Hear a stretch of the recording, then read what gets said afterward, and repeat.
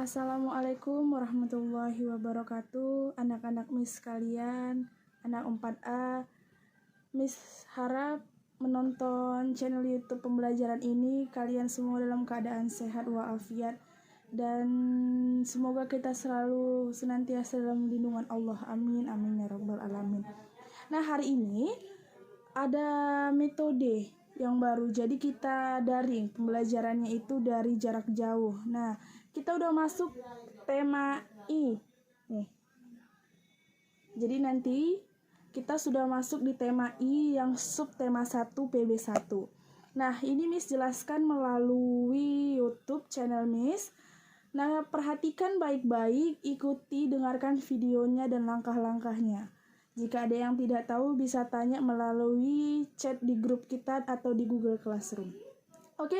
Nah, di dalam buku tematik yang I itu di halaman 4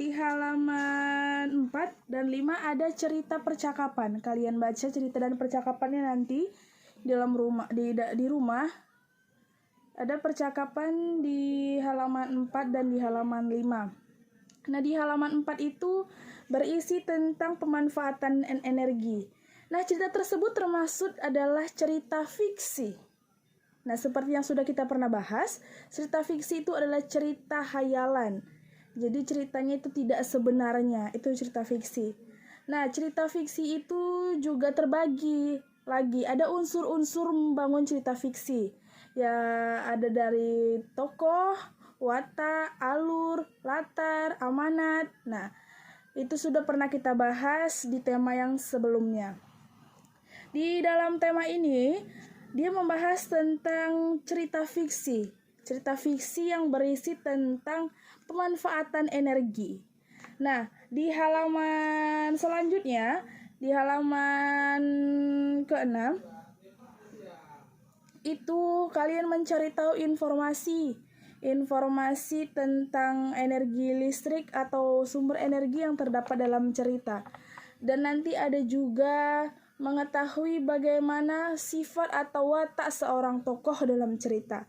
Nah, unsur-unsur intrinsiknya itu sudah pernah kita bahas ya. Jadi Miss nggak akan bahas ulang lagi tentang unsur-unsur ceritanya. Nah, masuk ke berikutnya, ada yang namanya energi.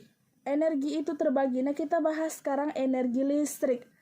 Energi itu sangat dibutuhkan di kehidupan sehari-hari termasuk listrik. Nah, biasanya kan kalau kalian berpikir energi listrik itu hanya bisa Miss dihasilkan melalui aliran listrik gitu kan. Nah, sekarang tidak. Untuk menghasilkan energi listrik bisa dihasilkan dengan bantuan air. Nah, jadi nanti di halaman 7 ada tentang energi listrik yang bisa dihasilkan dan dibantu oleh yang namanya air. Nah, terbagi juga namanya itu nama alatnya atau turbin. Namanya turbin itu adalah dihubungkan ke generator yang dia bisa menghasilkan listrik. Jadi airnya itu turbinnya bergerak bisa menghasilkan sebuah listrik. Nah, jadi namanya itu PLTA, pembangkit listrik tenaga air. Jadi listrik itu bisa bangkit karena adanya tenaga air. Air yang membantu listrik itu ada. Jadi turbin itu atau kincirnya berputar dan menggerakkan generator mesinnya. Jadi dia menghasilkan aliran listrik. Semakin banyak arus airnya, semakin banyak dia bisa membantu aliran listrik yang mengalir. Nah, tipe-tipe atau jenisnya bisa kita lihat di halaman 7. Nomor 1 itu tipe PLTA arus aliran sungai. Nah, run of river. Jadi aliran sungai. Nanti bisa kita baca. Nah, PLTA ini dia memanfaatkan aliran sungai. Jadi di aliran sungai itu ada dipasang yang namanya turbin atau generatornya. Itu dia. Yang kedua itu tentang PLTA dengan kolam pengaturan atau regulating pond. Dia ada kolamnya, dia kolam khusus, tapi yang berisi debit air yang banyak. Itu dia tadi. Yang pertama itu aliran sungai, yang kedua itu dengan kolam pengaturan. Nah, yang ketiga itu ada PLTA dengan waduk. Waduk itu seperti eh, tanggul besar seperti ini, tempat aliran air yang banyak, yang debit airnya banyak, itulah waduk. Jadi waduk itu karena airnya kapasitasnya banyak juga bisa menghasilkan pembangkit listrik tenaga air. Itu dia. Jadi waduk itu macam tempat penampungan air. Nah, itu dia ya. Nah, yang keempat PLTA pompa generator.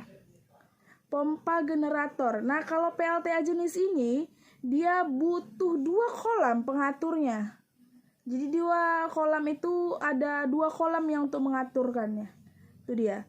Nah, jadi untuk PLTA pompa generator itu dia itu jadi dia harus butuh air yang banyak karena dia membutuhkan 2 kolam. Itu dia tadi. Nah, itu tentang pemanfaatan energi listrik. Itu dia.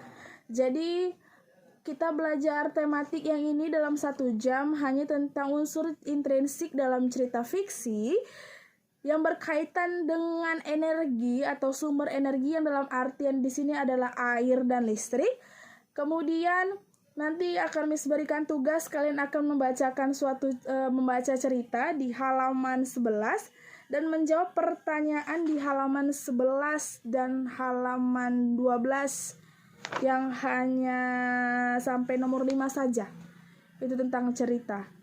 Nah, dalam cerita itu terdapat juga yang namanya tentang pemanfaatan lingkungan.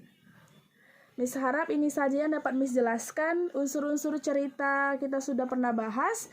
Semoga anak-anak Miss tetap selalu sehat dan wabah penyakit ini akan segera hilang bersama dan atas kekuasaan Allah.